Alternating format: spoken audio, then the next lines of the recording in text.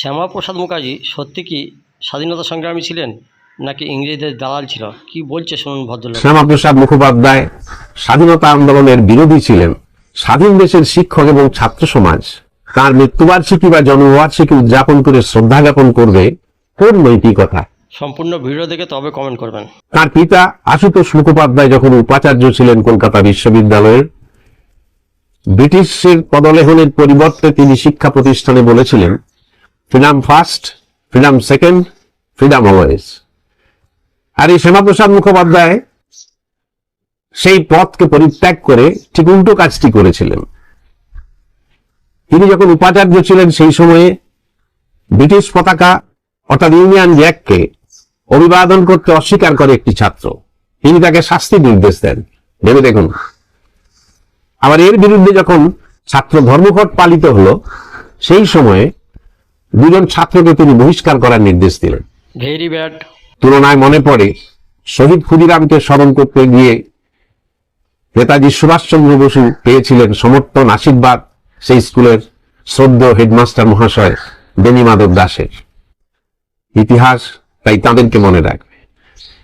কিন্তু এহেন স্বাধীনতার বিরোধী একজনকে ছাত্র সমাজ বা শিক্ষকরা সরকারি নির্দেশনামার জন্যই বাধ্য হবে শ্রদ্ধা জানাতে।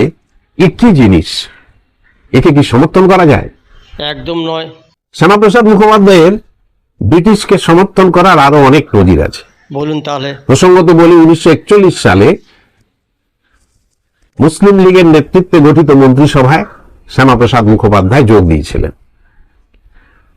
ঠিক তার পরবর্তী সময়ে আমরা দেখেছি স্বাধীনতার আকাঙ্ক্ষায় উদ্বেল এই দেশের ছাত্র যুবকরা কোরবানি করছে, লড়ছে, সংগ্রাম এগিয়ে যাচ্ছে।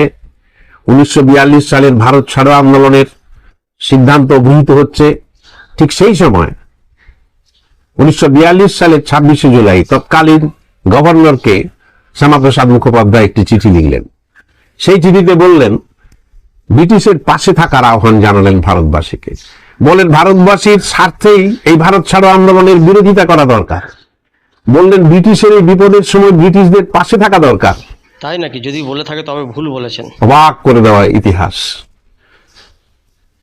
এরকম একজন আন্দোলন বিরোধী, স্বাধীনতা আন্দোলন বিরোধী মানুষকে স্বাধীন দেশের মানুষ শ্রদ্ধা জানাবে কি করে? কেবল সরকারের নির্দেশের জন্য? এরপরেও ইতিহাস আছে।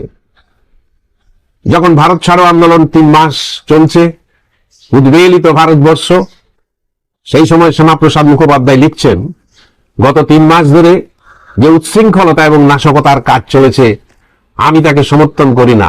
আমি মনে করি না তার দ্বারা স্বাধীনতার কোনো উপকার হবে। আপনি যা বলছেন যদি সত্যি হয় তাহলে উনি ব্রিটিশ। আরো কলঙ্কিত ইতিহাস আছে। কি না, নেতাজির নেতৃত্বে আজাদ হিন্দ বাহিনী যখন সংগ্রাম করছে জীবন বলি দিয়ে, সেই সময় ব্রিটিশ বাহিনী গড়ে তোলার জন্য আরএসএস এবং হিন্দু মহাসভার সকল সদস্য এবং সেখানে শ্যামাপ্রসাদও যুক্ত হয়ে আছেন, তারা এর বিরুদ্ধে ব্রিটিশ বাহিনীতে যোগ করার জন্য যুবকদের কাছে আহ্বান জানাচ্ছে। এই শ্যামাপ্রসাদ মুখোপাধ্যায়ের ইতিহাস।